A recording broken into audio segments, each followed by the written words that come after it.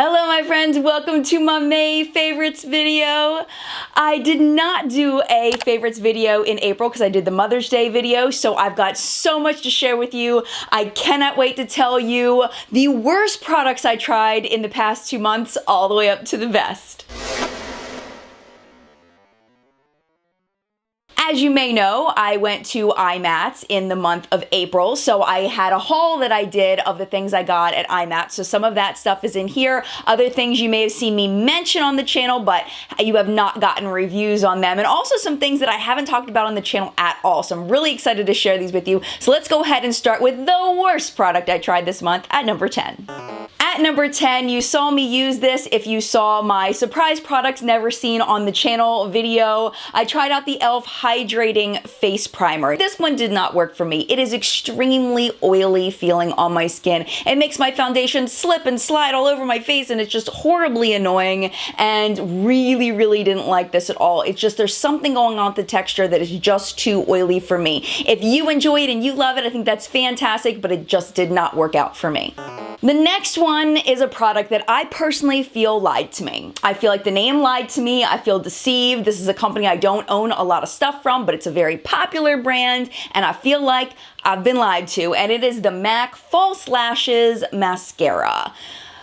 Girlfriend or boyfriend, this did not give me false lashes at all, like not even close. I would so much rather use my Jordana Best Lash Extreme or my Essence Princess Mascara. I would much rather use those than this, and this is way more expensive. I'm totally bummed about this. It just didn't work for me. I have very short, sparse lashes, so maybe if you already have a lot of lashes or if you already have long lashes, maybe this would work for you, but for my basically nothing lashes, it did nothing. So stop lying to me, MAC. I'm not happy with you. Hopefully I will try a better MAC product very soon. Please leave your favorite MAC product down in the comments below, and maybe I will pick it up, especially now that it's at Ulta.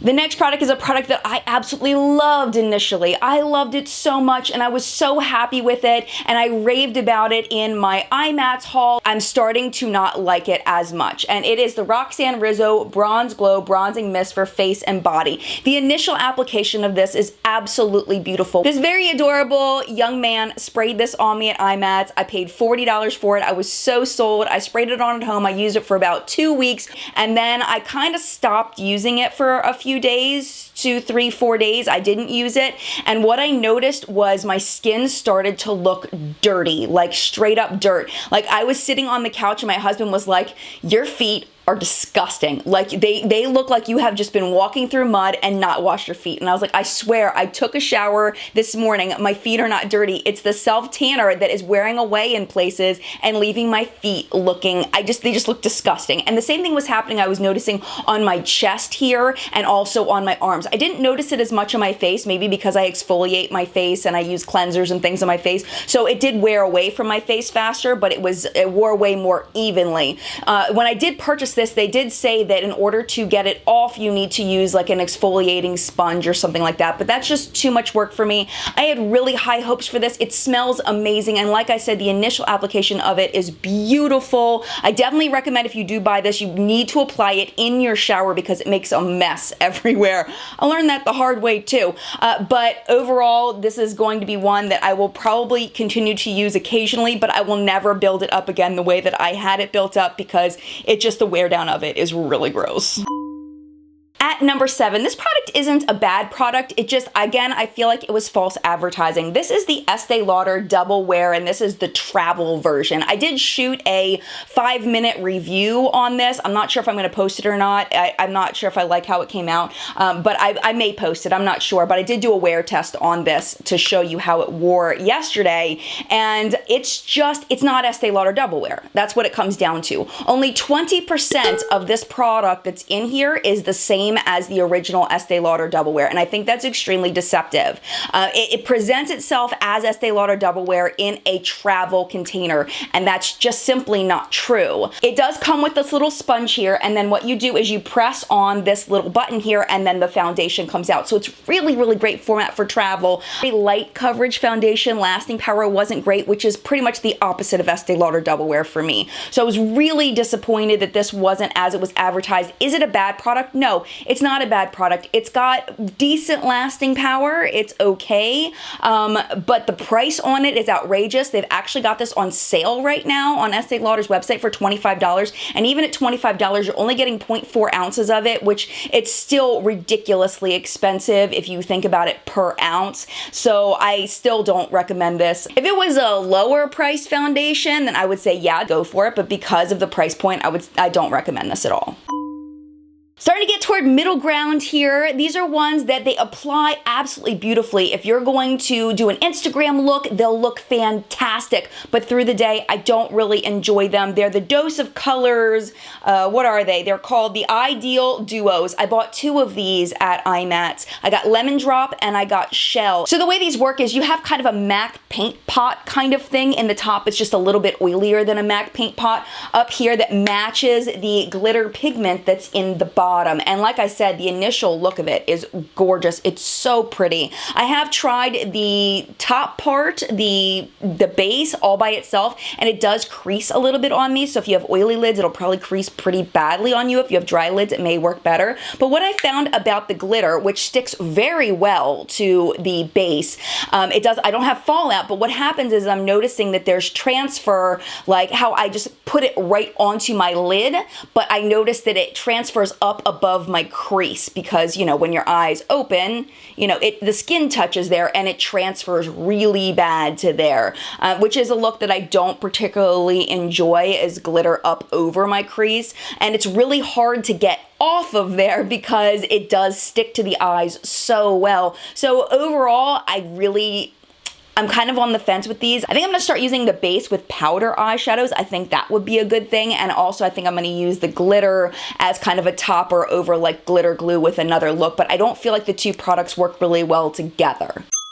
Number 5 is a product that I like, but it's not quite perfect. It's not exactly what I want. This is the Tarte Maneater eyeliner. It is a marker liner and it is a brush tip. Let me just say the positives first. The line is so black and there's so much ink on it that it just goes on whoop, super smooth, easy to do a wing if you like a little bit thicker of a wing, and here's why.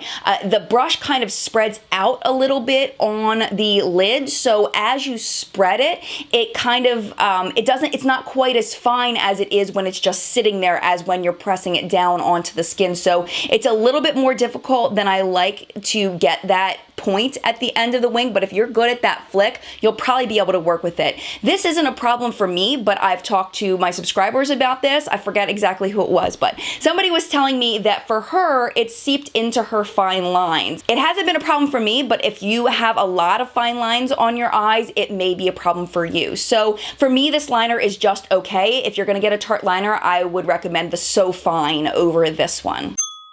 Now the rest of the products are all products that I really, really love. They really are relatively interchangeable, especially these next 3. So this one is the OCC Lip Tar in the shade Dash. This has become one of my go-to lip colors. I really, really love it a lot. It feels very comfortable on the lips. I remember OCC lip tars being drying, but this one is not drying on me at all. I don't know if they reformulated when they changed the packaging, but I never hear anybody talking about OCC lip tars anymore, and I don't know why, because it's really, really nice. It's relatively transfer resistant, feels good on the lips, not great, but good on the lips. No weird flaking or anything weird, typical wear down right near the inside of the lips. Because it's so close to my natural lip color, it doesn't really look weird as it's wearing down, but nothing weird funky going on in the wear down, and I'm just really enjoying this. I definitely want to get some more OCC lip tars because I don't know, I'm just really enjoying this one. I'm liking it a lot.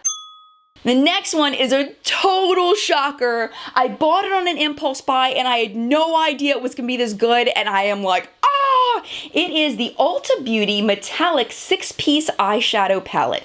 It looks like a typical Ulta palette. Ulta eyeshadows, on the whole, in my opinion, are pretty stinking terrible. But when I looked at the picture, I looked at the way that the shadows looked in the photo. They reminded me a lot of some of my favorite foiled eyeshadows. So I was like, you know what?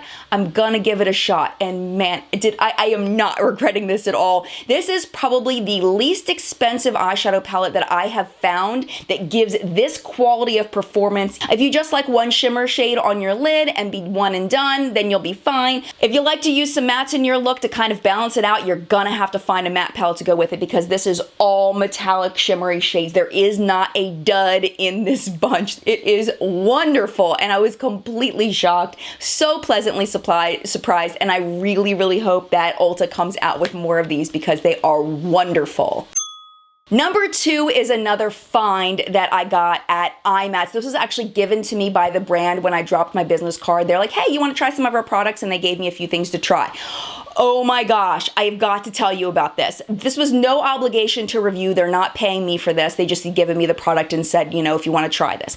This is the Miss Adoro 3-piece Beauty-Brow Gel Kit. It is $10 on their website, and let me show you what you get. Oh my gosh. So in here, you get a brow gel, you get a brow brush with a spoolie, and you get a double-ended highlighter pencil. This is probably my least favorite thing in here is the pencil. I find it to be kind of patchy to go on, a little difficult to blend. I'm not the biggest fan of this, but this by itself is worth well over $10. I like it just as much as my Anastasia Dip Brow. I actually find it a little easier to work with because I find the Anastasia Dip Brow goes on super, super thick, where this is more buildable, and I really do like the brush. It's kind of small, but it's nice for people that have smaller brows to be able to really get in there and draw in where you want to draw, and then having the spoolie on the other side is really nice.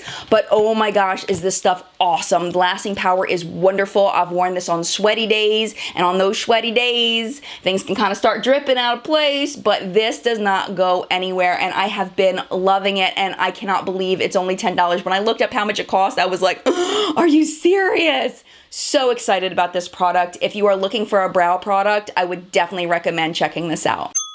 And my favorite product of the month, this isn't gonna be a shocker to people who watch my Lorac Pirates video because I pretty much told you in the video that this is my favorite product, like my favorite thing that I've bought in a really long time, like products, food, like it's like, I love this thing. It is the Lorac Pirates of the Caribbean Cheek Palette. I can't stop using this. Like, I look in my blush drawer and I look at the things that I have and it's like, I'm just gonna use the Lorac Pirates palette again because I am loving it so much. I feel like these over here may be a little light for deeper skin tones. I even find this shade to be a little light for my cheeks. It's very powdery and white, but they can also be used for eyeshadows as well, so definitely keep that in mind. But these 4 shades are like, using it makes me happy. I love the way it builds. I love the lasting power. I love the shine on the highlighters. It's just, I can't stop using it. And you know you've got a product that you are just in love with when you just can't stop using it. And that's the way I feel about this. I will link my entire Lorac Pirates collection video down below in case you want to see the full review. So that is it for my April/May favorites video. I hope you enjoyed it. If you did, definitely make sure you hit the subscribe button so you don't forget to watch my favorites next month. I'm not sure if the June favorites, when that's going to happen, because I will be away at the end of June. So hopefully I'll be able to get it up in the beginning of July. That's what I'm hoping for. Cross my fingers. This video is going up in the beginning of June, so same kind of thing. But yeah, so I hope you enjoyed the video, and thanks a lot for watching. Mad love, and I'll see you in a video soon.